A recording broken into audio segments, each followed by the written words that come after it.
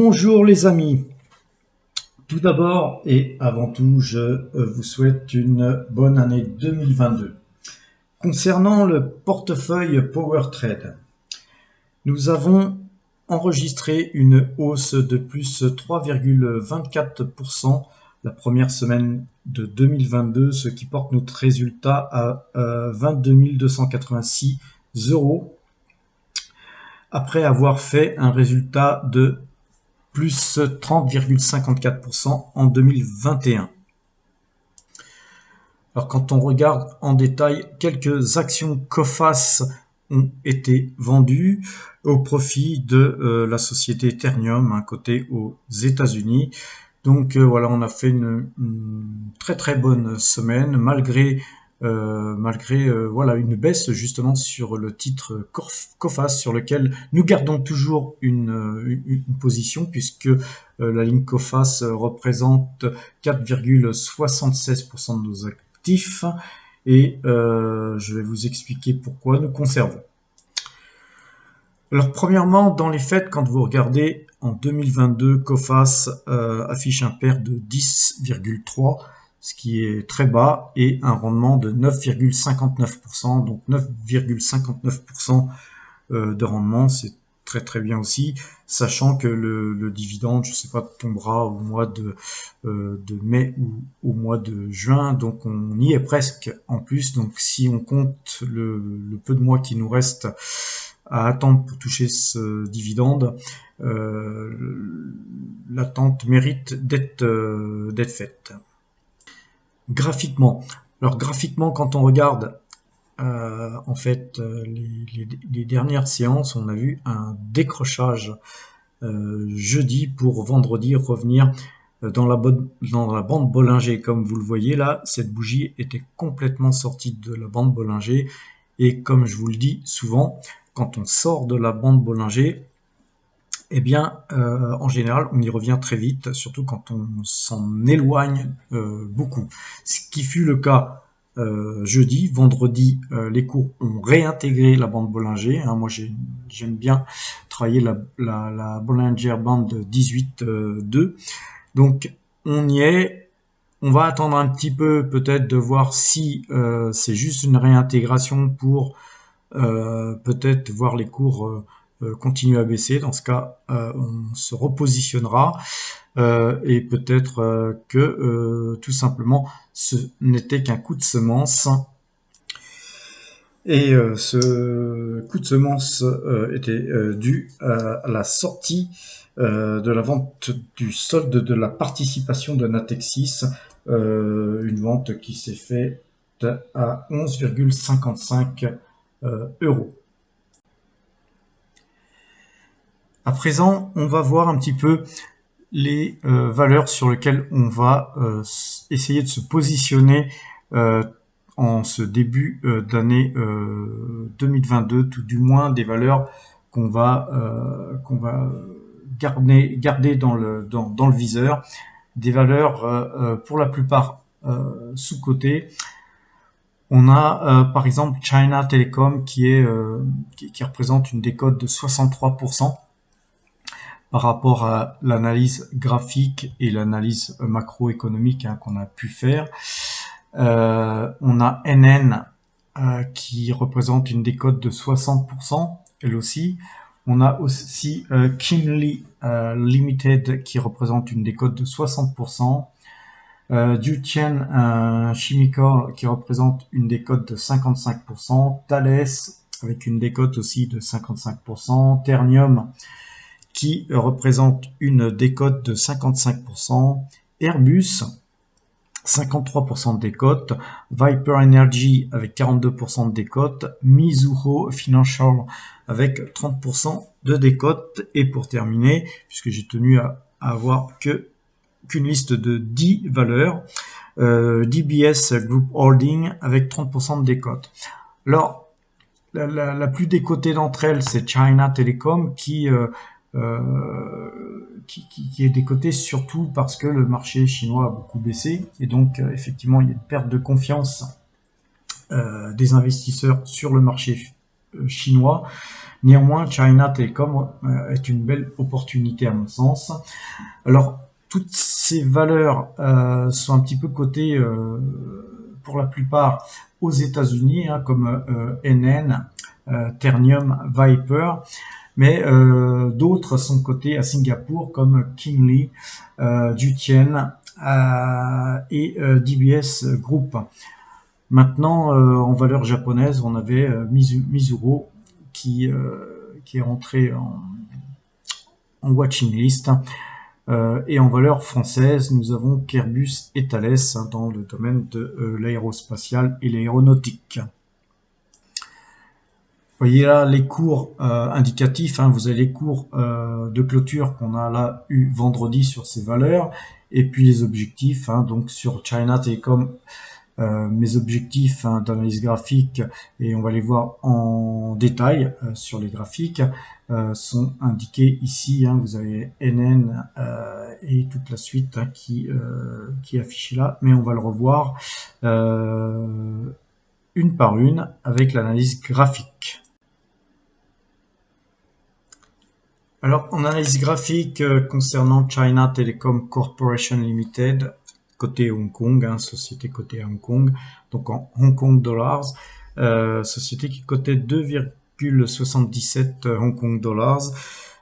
Personnellement, je la verrais bien revoir ses plus hauts de 2019 hein, à 4,50 $, ce qui nous fait à peu près une décote de 63%. D'autant que China Telecom Corporation Limited a un PR de 7,16 en 2022 avec un rendement de 9,2%. Passons à NNBR, hein, le code hein, de cette société qui est cotée sur le Nasdaq. NN avait clôturé à 4,27 $.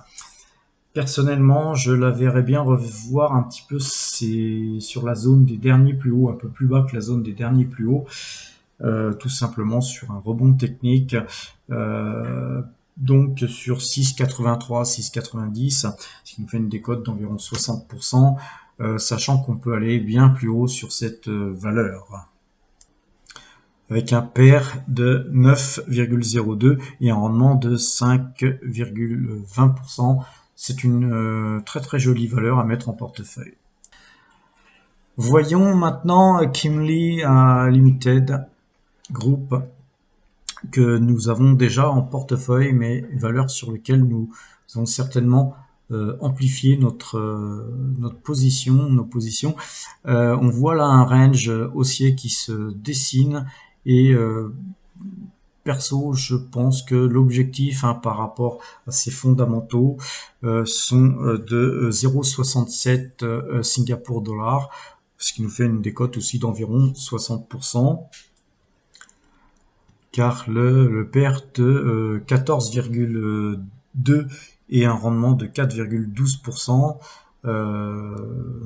me paraît une bonne opportunité, d'autant que c'est une société qui intègre dans son bilan toujours de la croissance.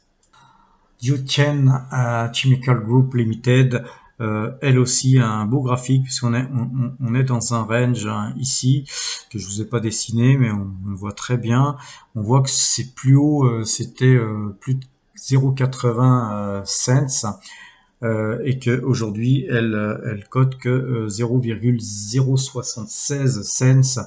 Donc c'est vous dire que, parce que là c'est un graphe en monthly, c'est vous dire qu'elle a beaucoup baissé depuis ses plus hauts de 2007 et que en jouant tout simplement le retracement quasiment sur les plus hauts de l'année dernière, on peut s'imaginer revoir cette société cotée 0,11, mais ce qui nous fait quand même une décote de 55%, donc c'est relativement aisé, je pense, d'aller retrouver ces niveaux. Société qu'on va donc s'empresser de mettre en portefeuille, sachant qu'on a déjà fait sur PowerTrade une petite ligne. Et là, pour le coup, le PER est de 2,98. C'est un PER très faible avec un rendement de 6,71%. Voyons à présent Thales, Thales que je vous présente pas parce que tout le monde connaît Thales. Voilà, donc une société qui a beaucoup souffert du Covid. On va dire que je pense que cette société mérite mieux et je pense qu'elle peut aller quasiment revoir ses plus hauts historiques en 2022. Donc une petite décote de 55% aussi à jouer et là-dessus on prend pas grand risque. Au niveau finance, les finances de la société, un PER de 15,3, ce qui est pas très cher sur une valeur de ce type, et un rendement de 3,48% qui est somme toute intéressant. Voilà donc une société à mettre en portefeuille en 2022. Passons à Ternium SA, société cotée aussi à New York. Société que je pense pouvoir vendre sur les 74,82 $, 75 $, tout simplement parce que je pense que les matières premières vont continuer de monter et de monter beaucoup, et donc je pense que c'est vraiment le minimum qu'on puisse voir sur cette valeur qui affiche un PER de 4,10, donc vous imaginez que c'est vraiment un PER très bas, et un rendement de 5,82%, donc déjà un rendement appréciable. Valeur qu'on mettra en portefeuille en 2022. D'ailleurs, on a déjà commencé à faire une petite ligne dessus. Voyons maintenant Airbus. Airbus qui est une valeur que je vous présenterai pas, tout le monde connaît Airbus. Je pense que c'est une valeur qui commence à se placer dans un range haussier. Je pense qu'il faut avoir un petit peu d'aéronautique, de valeurs comme Airbus et Thales. Donc on surveille cette jolie valeur qui devrait monter très certainement sur les 180, donc ce qui nous fait une décote de 53% à mon avis, malgré un rendement très faible de 1,48%, mais c'est une valeur vraiment technologique et de croissance. On peut miser sur Airbus sur la fin du Covid, puisque je pense qu'un jour ou l'autre on verra la fin, avec un PER de 22,4. Viper Energy Partners, aussi dans un canal haussier. Elle tape plutôt le haut du canal que le bas, et encore une fois sans être très gourmand, c'est-à-dire qu'on va même pas chercher les plus hauts historiques de 2019, fin 2018. Je pense qu'on peut aisément essayer de taper sur cette zone là qui fut un plus haut par 2 fois, et donc Viper Energy, j'avais bien à 35,85 $, ce qui nous fait une décote de 42% d'après mes calculs, avec un PER de 31,6%. donc on a un PER qui est relativement élevé, mais un rendement de 7,33%, donc je dirais plutôt ce rendement que je lorgne, et je pense qu'en diversification, cette valeur a sa place dans notre portefeuille. Alors une autre très belle valeur, Mizuho Financial Group, une société qui est cotée au Japon, sur le Nikkei. Donc on voit bien qu'on est dans un range, on a un très joli range depuis 2008, tout simplement. Donc ça fait quand même un range de 20 ans. Moi j'aime bien ce genre de range. Imaginez qu'on casse ce range par le haut. Je peux vous dire que on pourrait voir cette valeur à 6 000, 8 000, voire 10 000 yens. C'est une société qui cote actuellement 1540 yens,5. Alors on va pas être très gourmand tant qu'on n'est pas sorti du range par le haut. On va viser tout simplement la zone des plus hauts qu'il y a eu en 2018. et c'est tout simplement une zone qui nous amène à 2000 yens. Alors, quand on est sur des cours de 1450, 1540 yens, pardon, donc ça nous fait une petite décote de 30%, mais pareil, c'est une valeur qu'on gardera, qu'on achètera plutôt, puisqu'on ne l'a pas encore en portefeuille, pour se prémunir de la hausse des taux, hein, une valeur bancaire par excellence à mettre en portefeuille. À la limite, en valeur bancaire, effectivement, on pourrait opter pour BNP Paribas ou Crédit Agricole, qui sont deux belles banques à pouvoir mettre en portefeuille. Mais dans la mesure du possible, on essaye de diversifier nos actifs aussi dans les monnaies. Donc dans le secteur bancaire, je privilégierais plutôt Mizuho et DBS Group d'ailleurs, qu'on va voir tout de suite après, qui sera notre dernière valeur analysée. Alors quand on regarde le pair de Mizuho Financial Group, on est avec un pair de 6,66, ce qui est très bas.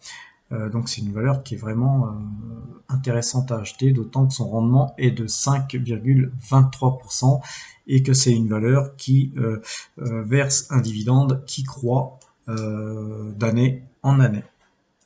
Alors, dernière valeur analysée, encore une valeur bancaire, donc comme je vous l'avais dit tout à l'heure, DBS Group, c'est une société qui est cotée au Singapore Stock Exchange. Très très très belle valeur, c'est certainement d'ailleurs la plus belle valeur bancaire, car c'est, je crois, la valeur bancaire la plus solide au monde.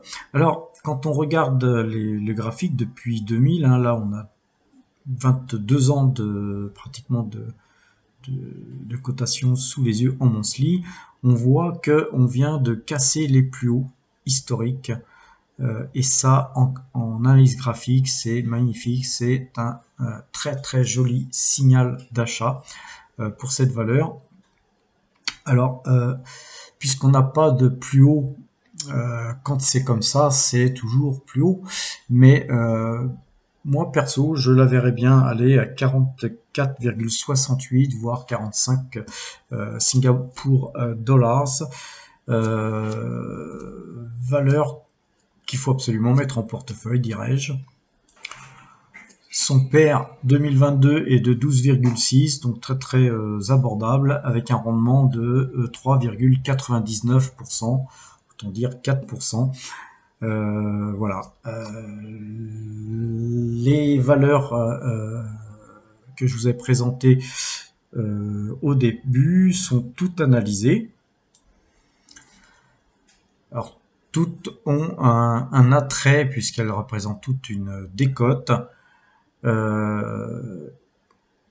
Si vous regardez bien, vous êtes diversifié géographiquement et aux États-Unis et en Asie de par Singapour et le Japon. On n'a que deux valeurs françaises qui vont nous intéresser là pour l'instant, c'est uniquement Airbus et Thales. Maintenant, voilà sur quoi on va travailler en ce début d'année 2022. Je vous laisse faire votre propre analyse par rapport à ce que je viens de vous donner comme élément et vous souhaite une bonne fin de journée, un bon week-end et à la semaine prochaine.